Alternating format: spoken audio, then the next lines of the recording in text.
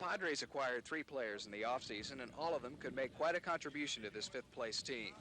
Free agent Oscar Gamble and pitcher Gaylord Perry are returning to the National League, and their first topic of discussion today, AstroTurf. Well, I just got to get used to AstroTurf again. Over in the American League, they only had a couple of stadiums that had it. It was great to play on the natural grass, and that's what we got in San Diego, so I'm looking forward to pitching there. Well, I think, like pitcher is a different standpoint. Like Gaylord, he's a sinker ball pitcher, so the AstroTurf, when he pitched, going to be a lot of ground ball. But as a hitter, I think it's good for the hitter. Only thing bad about it is it's hard on your leg. There's another American leaguer who's trying to make a comeback. Mickey Lolich is attempting to do what few players ever have. But is he concerned? Not really, because for 14 years that I was in the big leagues, I was a starting pitcher, and to come back as a starting pitcher may be difficult, but they're thinking of using me as a relief pitcher, and I feel like I have a good enough arm to be a relief pitcher, so I'm not really worried about the comeback. You can't predict how these 3 players will do on the first day of spring training, but the experience they bring here should help solidify the young team the Padres fielded a year ago. From Yuma, Arizona, Greg Wyatt for NBC News.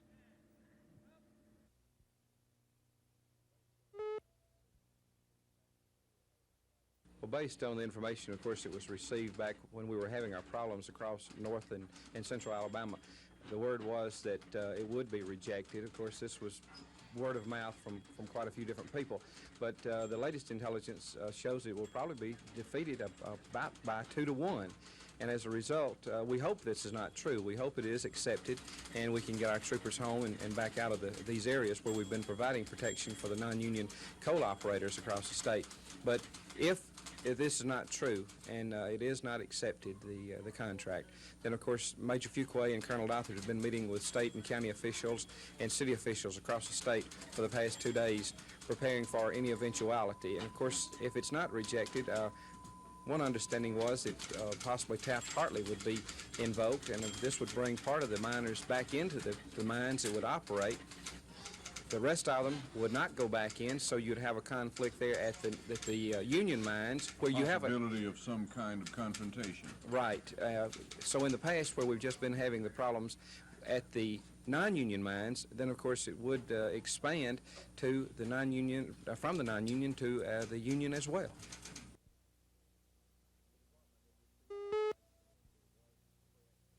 The department had received information that there was threats and that there was a problem, and Colonel Dothert this week did make a decision, and the department made the decision that there was a problem after discussing it with Ms. Allen, and state trooper protection was offered as provided for by Title 36, Section 33 Code of Alabama. This provides for protection of the governor, governor-elect, Attorney General, Lieutenant Governor, and any other state officials or parties that the department deems protection is necessary.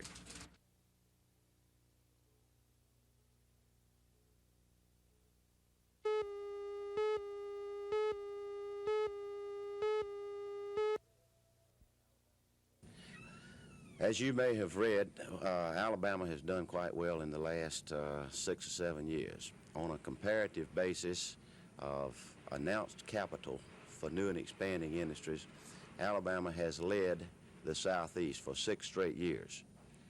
These are figures that are generally put out by the Southern Industrial Development Council based upon the announced industries, new ones coming in and expanding industries.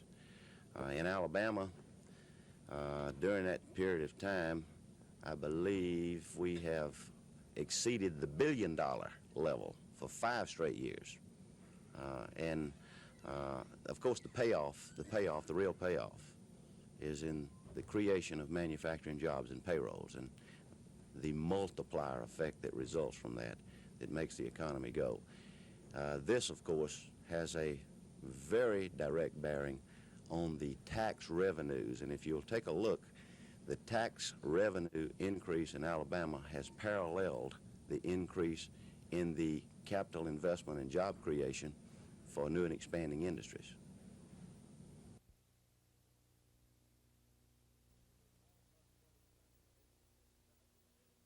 It was a 9 o'clock starting time today for the state Senate, the earliest the upper chamber has convened in this session.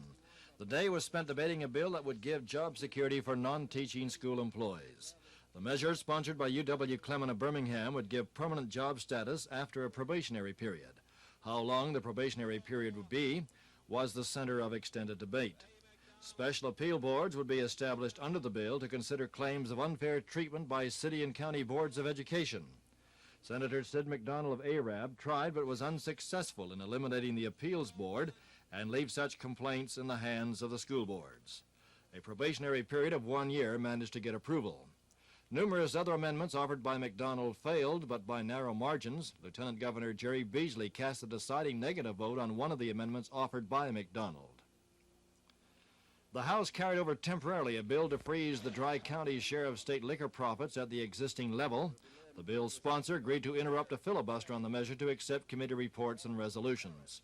2 resolutions that were sent to the Rules Committee dealt with fluoridation in the state's seafood industries. Representative Jack Biddle of Jefferson County sought to have the House clerk provide bottles of distilled water for the lawmakers to drink, since Montgomery city officials had voted to fluoridate the city's drinking water. Another resolution sent to Rules sought to create a joint legislative study committee on the economic impact of business enterprises of the Unification Church and its affiliates on the seafood, fishing, and related industries of the state. Representative Alvin Holmes of Montgomery introduced a bill today to make January 15th a legal holiday in observance of Martin Luther King's birthday. The chairman of the National Democratic Committee, John White, addressed a joint session of the legislature. White said the nation has come a long way in 1 year after the people lost faith in Congress and national officials. White claimed the great leaders are made in crises and the negative opinions are being reversed. At the beginning of the year of 1977, America was like a sick patient, recovering from the worst depression that we'd had in the 30s. Unemployment ranging around 8% and above. People out of work all over America, not just in spots and here and there. Business income is down. Government growing everywhere. People disillusioned with the leadership of the country. No faith in the Congress, no faith in the presidency, no faith in local officials. And I'm here today to tell you, despite what you read from time to time, this is changing, and it's changing fast.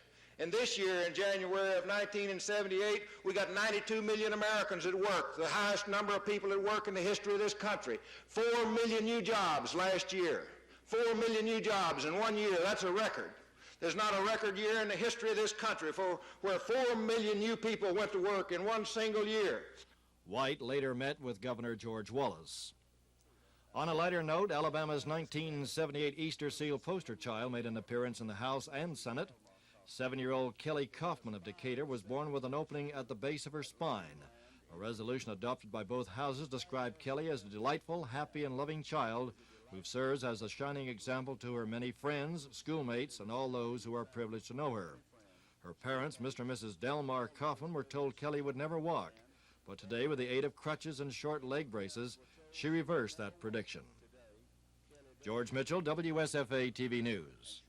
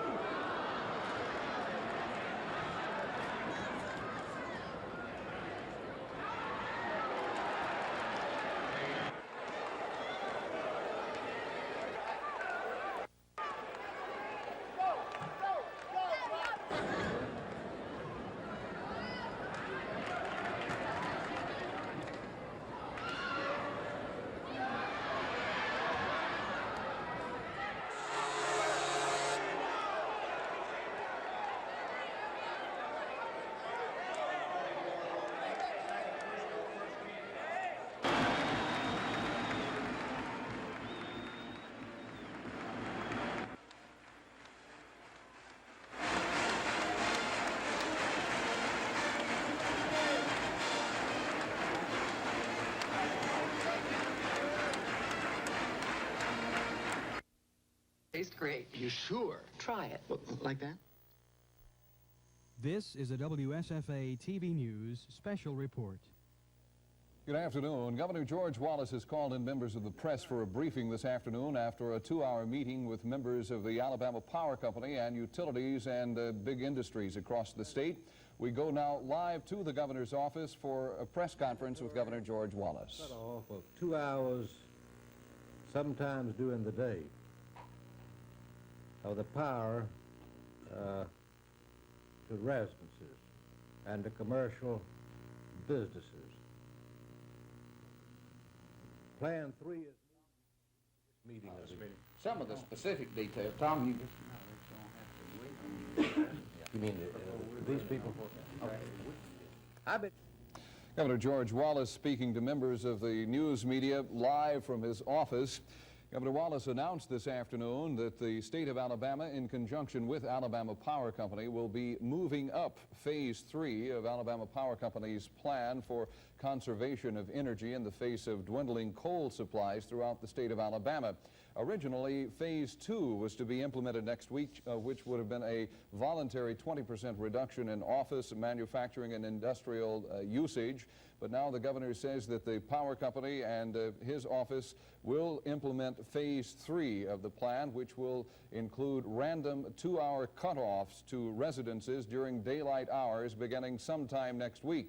Governor Wallace says that there will be no notice given to residences as to when the power blackouts will come, but they will be done on a random basis. Also included in Phase 3 is a 20% mandatory cutback to industries in the amount of electricity that will be provided to them, and that is a mandatory cutoff also.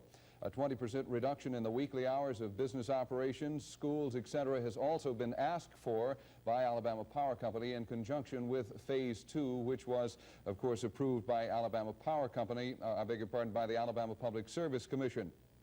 Governor Wallace said that he hopes that a settlement and a back-to-work agreement will be reached soon in the coal strike.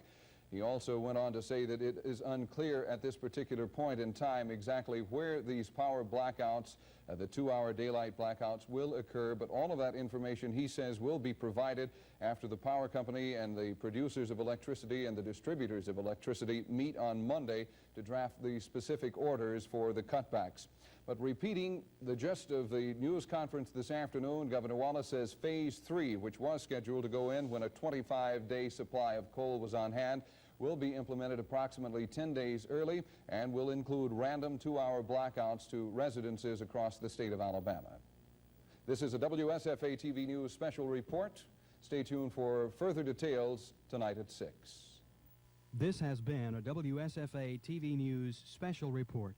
We now return to our regular programming.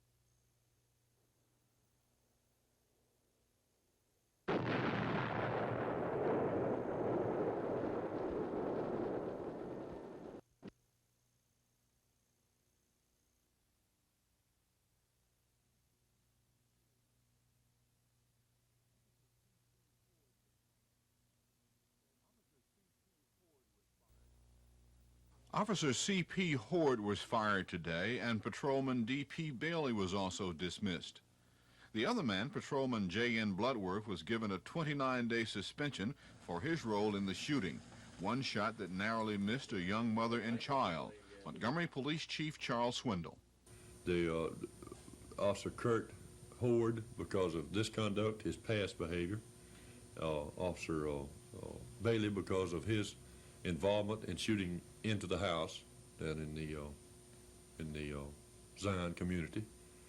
The other officer, being the youngest officer, did not get involved in the shooting, but his suspension came as being with the crowd.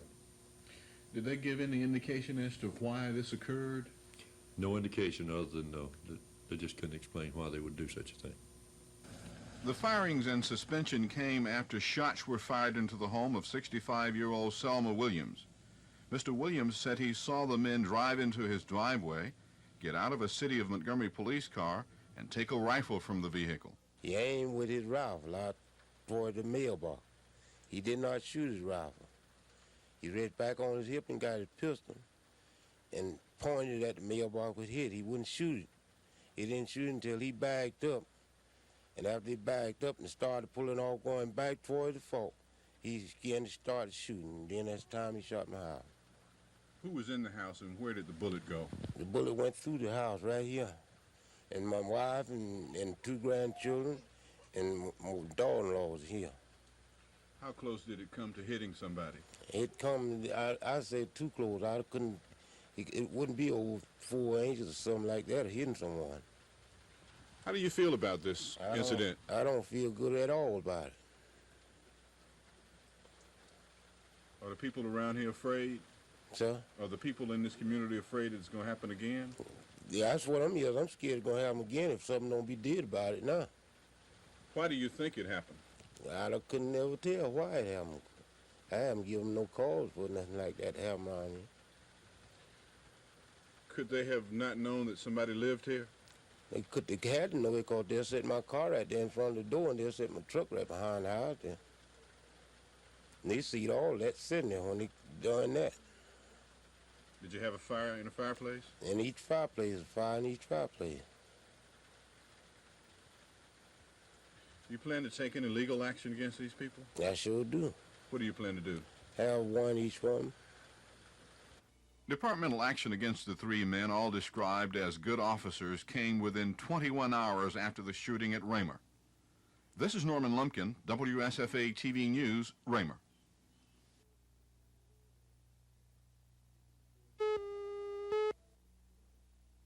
To buy a used grain auger. It has been used one time.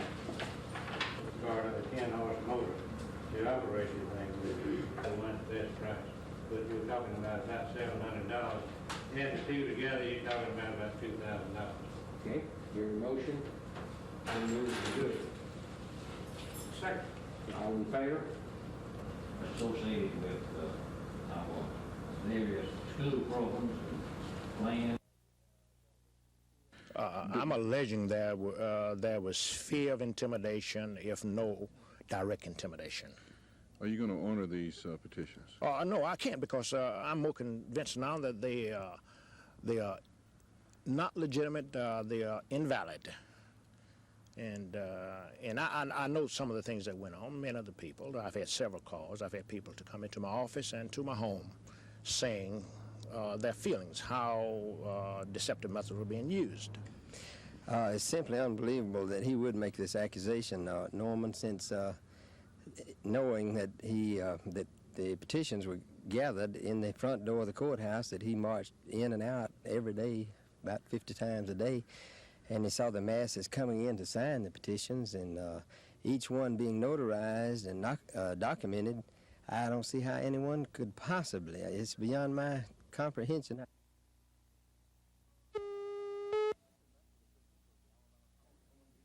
The commission met with officials of the Alabama Power Company, the Rural Electrical Association, local electric co-ops, and an official with the TVA. The purpose of the meeting was to discuss the proposal disclosed by Governor Wallace yesterday, moving up phases 2 and 3 of Alabama Power's Emergency Conservation Plan. That plan called for a mandatory 20% cutback in industrial energy usage, as well as random 2-hour blackouts for residential customers. Commissioner Jim Ziegler said he didn't oppose the blackouts, but he felt the customers should be made aware of when they would occur. Therefore, he introduced 2 changes to yesterday's proposal. First, Ziegler suggested the power company devise some plan so that customers could be prepared when and if the blackouts would occur. He said this could be accomplished by following a regular pattern of rotation. After the first day or 2 of the blackouts, Ziegler said the customer could know when to expect the next one. Ziegler's second proposed change asked that full news media operations and telecommunications be spared totally from any blackouts. There was no opposition to this second proposal. However, Alabama Power Operations Director Ken Allums stressed how difficult customer notification of blackouts would be, saying the rotation process would be done manually at each distribution substation. Nevertheless, he assumed the commission that possibility would be explored. Commission President Juanita McDaniel expressed her fears of starting the blackouts before absolutely necessary. When she asked Alabama Power Vice President Sam Booker what date that would be, Booker assured her a definite date could not be determined. But when Mrs. McDaniel asked if the blackouts could be delayed, Booker said yes. I think the effect is going to be hopefully very beneficial. Our phones are ringing off the hooks, as you can imagine, and we are hopeful that a lot of people realize the seriousness of the energy situation, will start to conserving, and in order that we might make these coal piles last longer and not have to take some real severe steps. At this particular time, I feel like that if we can wait until the coal burn gets down to 35 days of burn, that we can hold off the blackouts. I think that from what we've heard here today, that there are going to be so many inconveniences and so many things that will have to be worked out before this can actually be put into effect. Everybody is concerned about the fact that they will not know when the blackout will come, and this is certainly would work a terrific hardship. However, as you've heard, there's no way of knowing what person is on what feeder, and it would be absolutely a physical impossibility for everybody to know exactly when their blackout will come. The PSC will meet with the utility officials again at 1 p.m. on Tuesday. This is Dave Rickey, WSFA TV News reporting. Uses of electricity. That is in... Yes, sir. Does it make the 20% reduction to industry mandatory, or is that strictly voluntary? It's been mandatory. Plan 3 is moved up, Plan 3 rather, is moved up to replace the voluntary conservation efforts. According to most of those who produce electricity, has provided only about a 3% savings, and that indeed is not enough. It's going to last, in my judgment, until people recognize and realize that there's an emergency, and that people voluntarily conserve electricity and cut off lights that are not needed, and electrical appliances are not needed, and display lights that are not needed, because evidently it hasn't brought the 20% reduction as expected, about 3%. As the situation exists at the present time, unless this works as it should, and in view of most people that I can talk with, it's going to be a long time before there's any coal being mined. Unless this works, unless people themselves want to voluntarily conserve, we're going to be without electricity in this state in the not too distant future.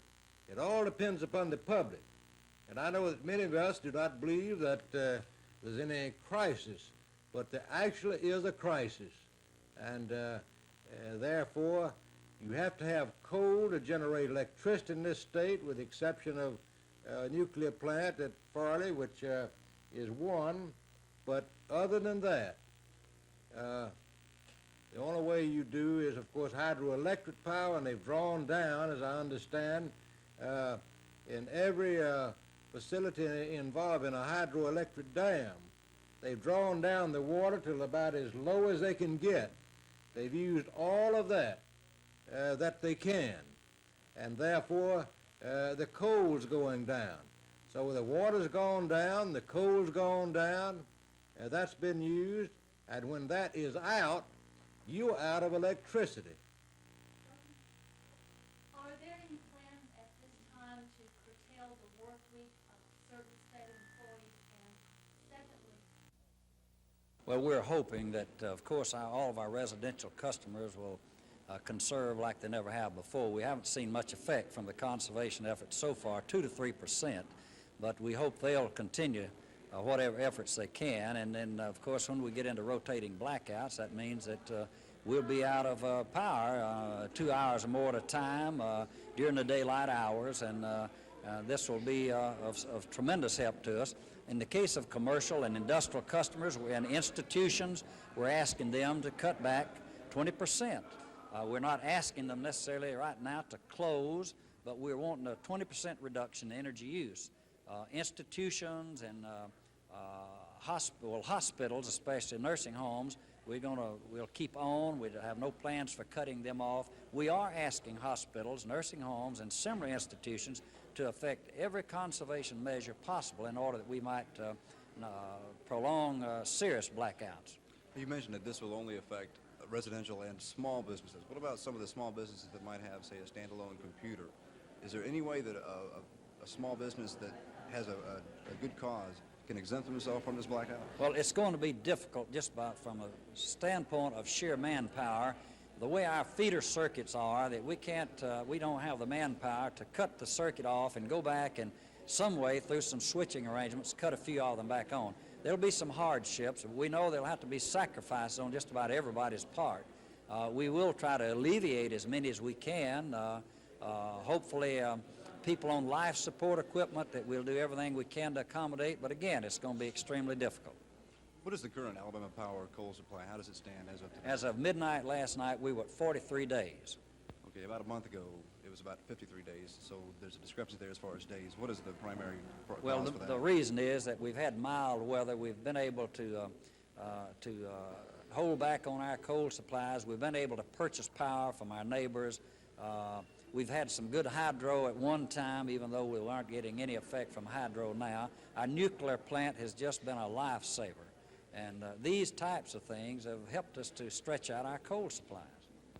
How long do you think that just a small handful of miners can continue to intimidate 3.5 million? Well, of course, I don't know. You'd have to ask Mr. Carter and people who are much closer to it than I, but we're all hopeful that this will soon be over and that there'll be a contract that both the operators and the miners can live with, and it'll relieve a lot of anxiety in this nation, I can tell you that.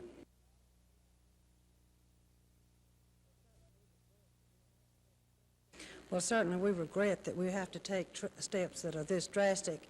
However, with the coal piles dwindling as they are, it is the only thing that we can really do and be assured that we will have life-saving support units for our people in this state for at least a few more days.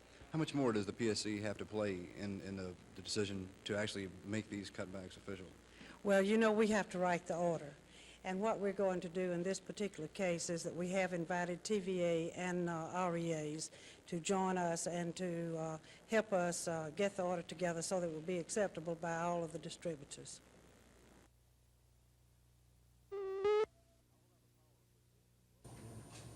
Alabama Power officials, as well as Public Service Commissioner Jim Ziegler, came to the meeting armed with separate revised contingency plans. Although the utilities plan was slightly different than Ziegler's, both proposed a delay for the rotating blackouts until Alabama Power's coal stockpile reaches the 15-day level. Instead, both plans call for a mandatory 20% reduction in energy consumption by businesses, industries, and residential customers with energy demands in excess of 500 kilowatts. Failure to comply with the mandatory reduction could result in service disconnection.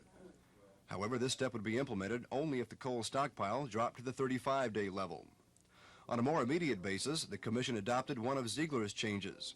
If the stockpile level drops from the current 43-day supply to 40 days, 3 measures would be implemented, 2 of them mandatory and 1 voluntary. The mandatory features are a prohibition on the connection of any further outdoor lighting meters.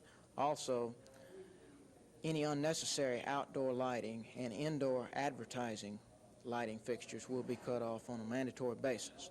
This will save about 1% on the electric usage, but the main benefit is that it will be very noticeable and it will make people energy conscious.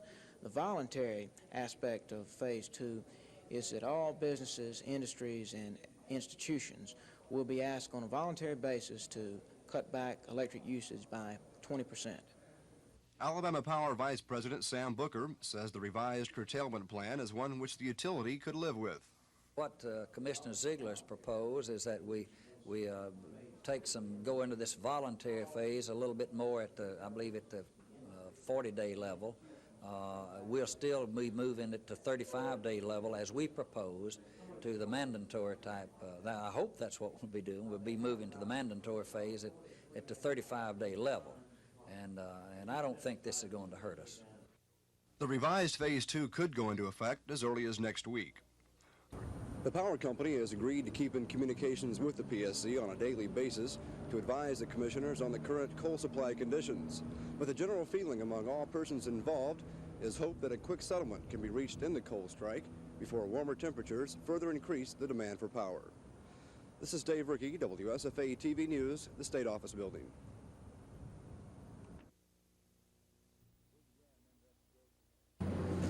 We began an investigation on this particular individual probably about a month and a half ago when one of our officers began getting information on his activity as far as marijuana trafficking is concerned.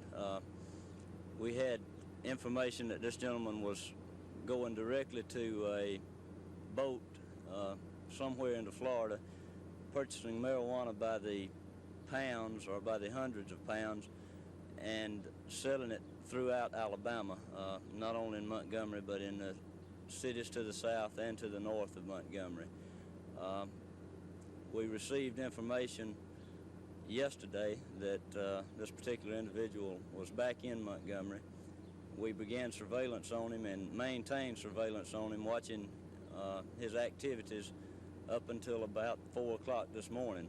At about 4 o'clock this morning, we stopped him, arrested him, brought him to police headquarters where we obtained a search warrant for his vehicle, and after searching his car found approximately 20 pounds of Colombian marijuana, which would be valued at about $8,000 on the street. Sergeant Foster, what does this arrest mean in terms of deterring the marijuana traffic in this town? Norman, anytime you make an arrest of this caliber and of this magnitude, it certainly makes a dent in the marijuana drug traffic in our area. What kind of man is this? Is he pretty well organized? Is he a top marijuana pusher in the state of Alabama or in the South? Yes, we think he is, Norman. He's very well organized. He uses his rental cars. He knows what he's doing. He's a very professional type person.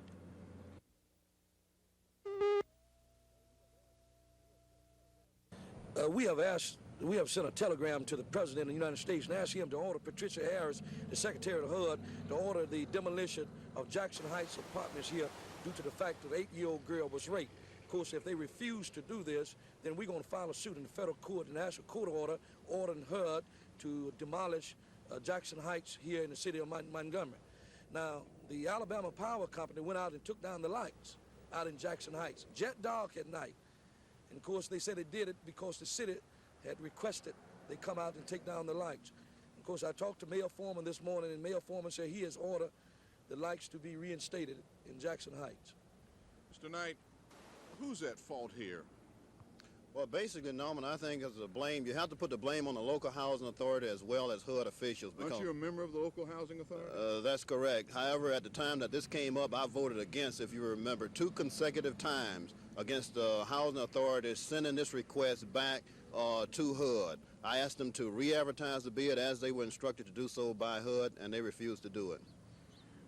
We understand that Jackson Heights still stands because there's a possibility that a movie was going to be made out there, and there are allegations that Jackson Heights has not been demolished because certain people don't want blacks to be involved in that demolition. You know anything about that?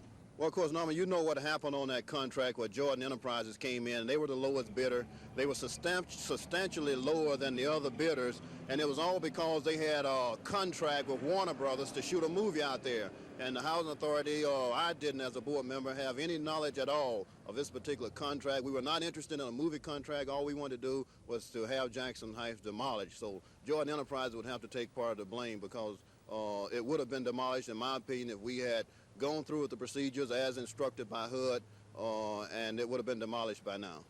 Representative Holmes, you expect to get any action on your telegram, and how long are you going to wait to hear from the president? If the Department of Housing and Urban Development does not order the demolition of Jackson Heights within 30 days, then we're going to file a suit in federal court against the local housing authority here in Montgomery and against the housing authority in Washington, D.C.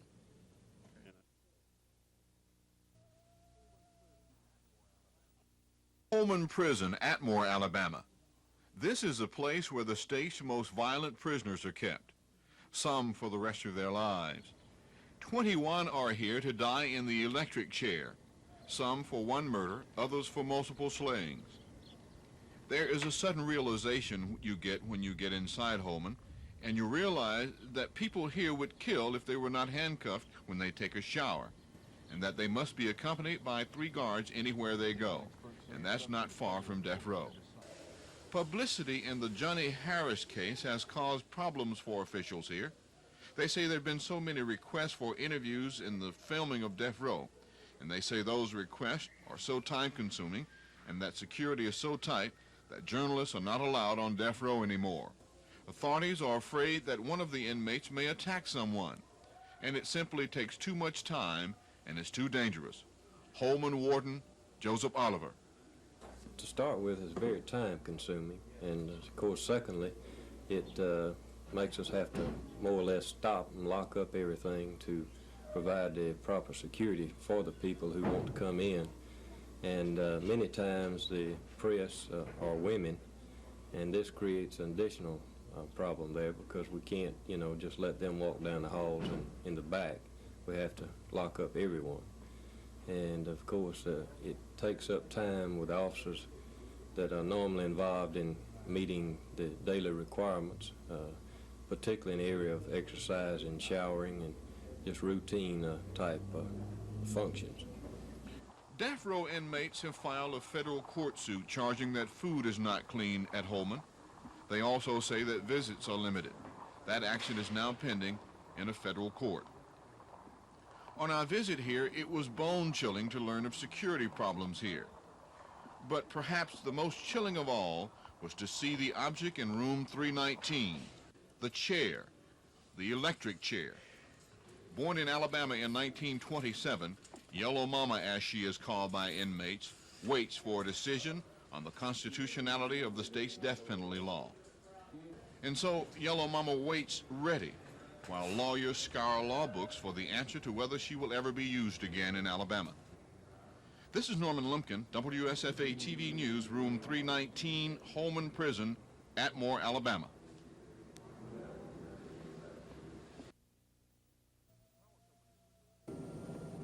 Power company officials admit it'll be difficult to judge a 20% reduction for customers using less than 500 kilowatts of power. But the same officials say consumers can take steps beyond simply turning out unnecessary lights.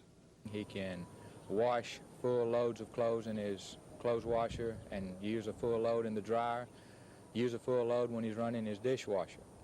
Now these will help cut down on his use and save energy. McQueen says about the only way to plan out a 20% reduction is to make comparisons of energy usage from day to day. And he says the way to do this is to learn to read a power meter. But that in itself is no easy feat.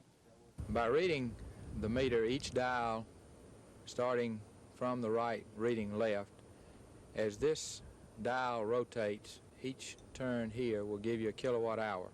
This right-hand dial, once it makes one complete revolution, it will cause the second dial to move from one number to the next. As this dial moves one complete time, you would use 10 kilowatt hours. If this one moves one, you've used 100 kilowatt hours, and so on across the dial. Now this particular meter is reading right now 2, 0.2919 is the current meter reading on this particular meter here. Okay, why is the second one from the right 1 instead of a 2? It looks like it's sitting right on the 2, but how can you differentiate between the two? Well, you have to read close to determine whether the right-hand dial has passed the preceding number. If it has already passed 0, then this would then be read as 2. But until this hand passes the 0 and continues around, this would still be in the 1 position here. So is there some kind of a not only a set pattern, but any kind of a pattern, say, in 1 week and try to get kind of a mean, and the next work strive to get to that 20%? Don't really know how you could do that other than maybe taking a week and then comparing it then with the preceding or the coming week's usage. You could then determine what your general use pattern might be for a week's period of time and then go back and use that as a base and then continue on a weekly basis and determine it that way. You're going to have to come up with some base figure. Power company officials add that being able to read a meter can also help customers save electricity and therefore money, even at times when there's no power shortage. At this time, no one can tell whether Alabama Power's Phase 3, which requires mandatory 20% cutbacks, will ever be a reality. With a possible end to the coal strike near, and some new shipments of Australian coal, the utility stockpile may not dip from the current 42-day level to the 35-day level at which time Phase 3 would be implemented. However, if the weather gets much warmer, the strike isn't ended, and all persons don't become energy conscious, power company officials speculate it could be a long, hot summer. This is Dave Rickey, WSFA TV News reporting.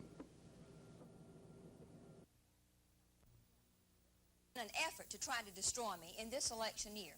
I don't think there's anything that they won't do to try to destroy me. They're trying to drag it out. They've been doing it for 6 months, and they're going to try to drag it out, I guess, every month from now until election time. I am not intimidated, and I will not be intimidated by anything they're going to try in the future.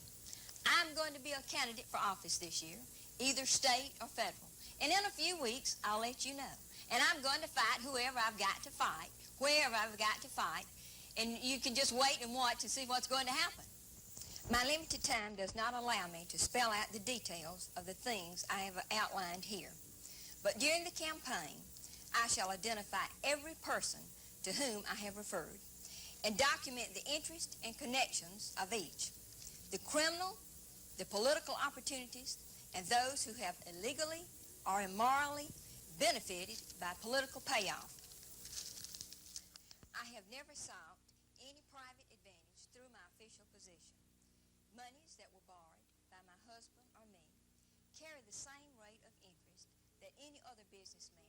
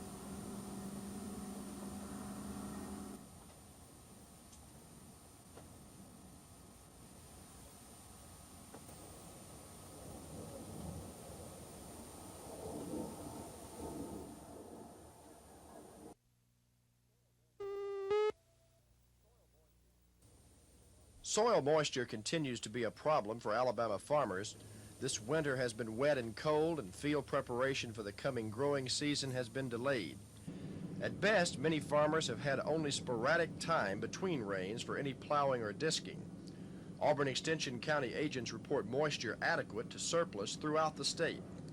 Some progress is reported in planting home gardens, spraying orchards, and fertilizing pastures. Grazing crops reportedly grew some during the past week and a half and are providing limited pasture. Supplemental feeding of livestock is still necessary in most areas. While cold temperatures are running in shorter spurts now, leading to fewer reports of cold stress in livestock, feed shortages are leading to stress in some animals. Livestock generally remain in fair condition. More rain and below normal temperatures are expected for several weeks. Dick Bird, WSFA TV News, reporting.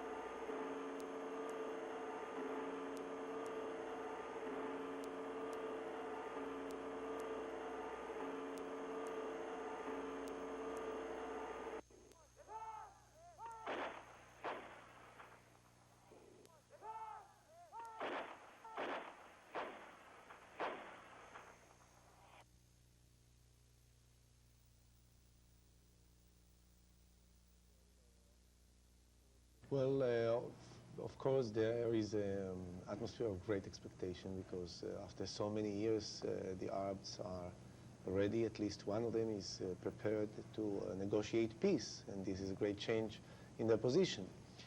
But to change the situation after 30 years of hostilities is not a simple act. And at the moment, there are some difficulties because the Egyptians are insisting on a complete Israeli withdrawal from all the territories, while Israel maintains that there are some parts of Sinai which are extremely important for our security in the future, of which we are not prepared to withdraw completely, though we are ready to recognize the sovereignty of Egypt on those territories. So there are some differences which should be settled yet. Of course, we have still the problems of Judea and Samaria, which concerns the Arab Palestinians, of which there is no understanding between Israel and the Egyptians. Yet the problem is very simple. Sadat is prepared to talk to us, but he can talk only on behalf of the Egyptians. Now, he wants that Israel will make certain concessions to the Palestinians, but there is not any partner on behalf of the Palestinians to discuss with us any concessions and any agreements, because as you well know, the PLO, which is the major organization, Palestinian organizations, has made it clear that their intention is to bring about the full destruction of the state of Israel, and they are not ready to negotiate on any reasonable basis.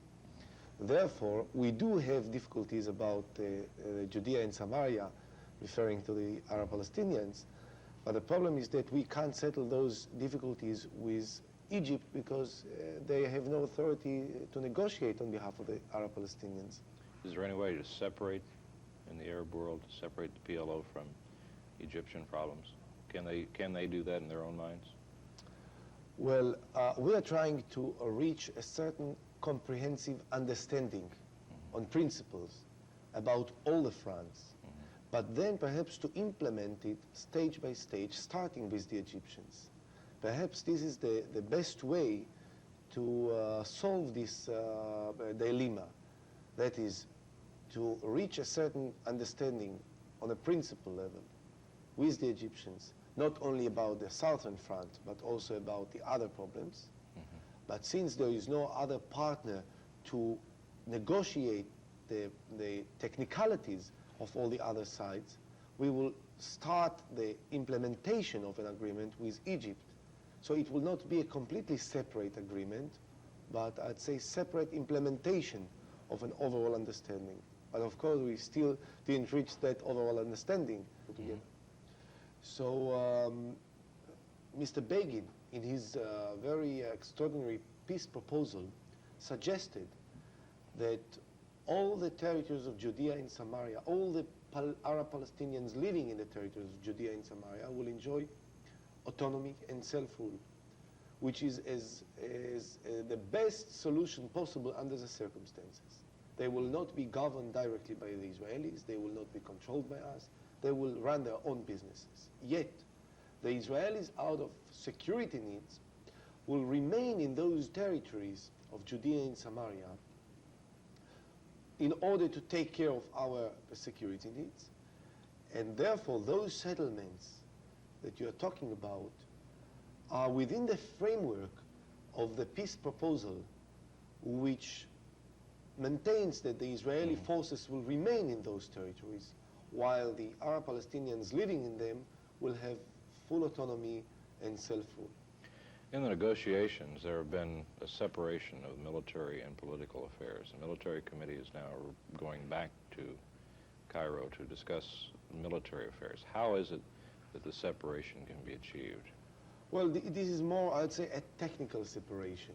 In order to make the negotiations simpler, we have divided between the military problems which exist between Israel and Egypt and are therefore discussed in the military committee, which renewed its negotiations in Egypt the last 2 days, headed by the respective defense ministers of both countries.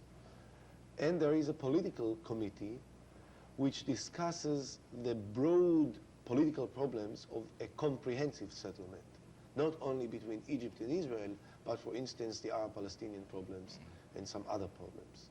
So there can be a technical separation. Eventually, of course, everything will have to be part of that settlement. But for the purpose of simplifying the process of negotiations, we found that this was a better way to do it. What is the average Israeli citizen giving back to you as a politician in the parliament? Is there any apprehension? Is anybody afraid of what's going to come out of all of this, or afraid that nothing may come of all of this? Well, I think the feelings are somewhat mixed amongst Israeli citizens. You have to understand, we have sacrificed so much in the last 30 years in order to preserve the state of Israel against permanent hatred and hostilities, that when there is a glimpse of chance, that maybe one of the Arab leaders is prepared to change his approach and to live with the state of Israel in a peaceful coexistence, it raises many hopes, of course. But on the other hand, many Israelis can't simply forget the fact that the same Sadat, who is now the champion of peace, say just half a year ago, not that far away, that he's prepared to sacrifice the lives of millions of Egyptians to obtain back every inch of the land which he claims to be his land. So there is some contradiction between the two approaches. Now that he has started his campaign for peace, of course we endorse it, and we want to believe that it will last for long. But of course many Israelis can't forget the past, and therefore there are mixed feelings.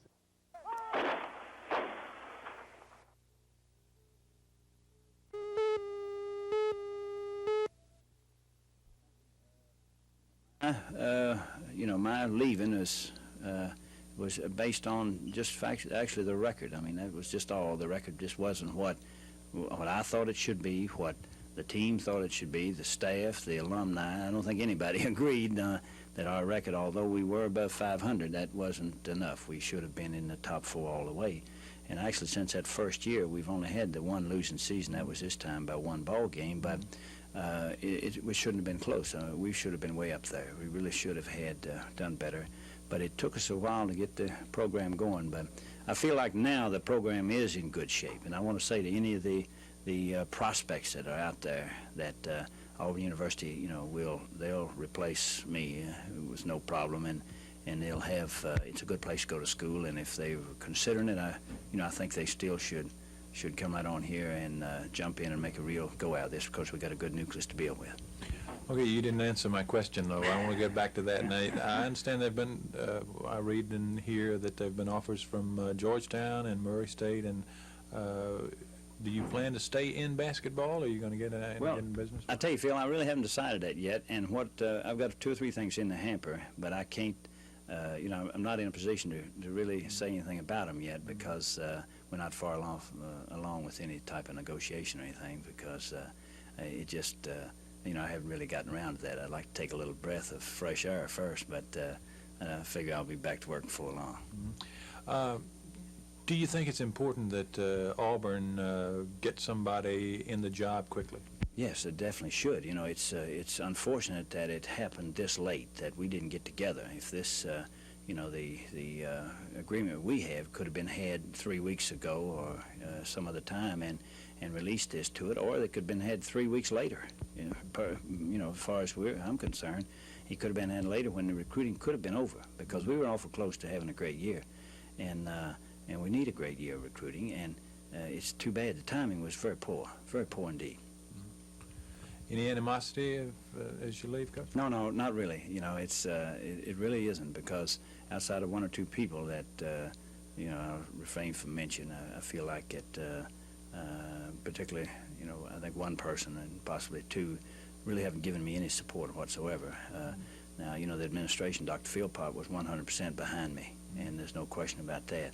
But there are other people in a power position that just didn't give us the support. Now, if they give the next guy the same support they got me, they've condemned her to death. I'll tell you right now, because if they don't have more support than I had, you know, there's no hope for the program. And of course, I fought it against it and made it go, but it wasn't, I don't have any, everybody else tried to help me, and that was the difference. So there was 100 good ones for 1 bad one, so that's always offsets it. You know, I really have I think it's been a great experience, and I wish for Auburn all the luck in the world.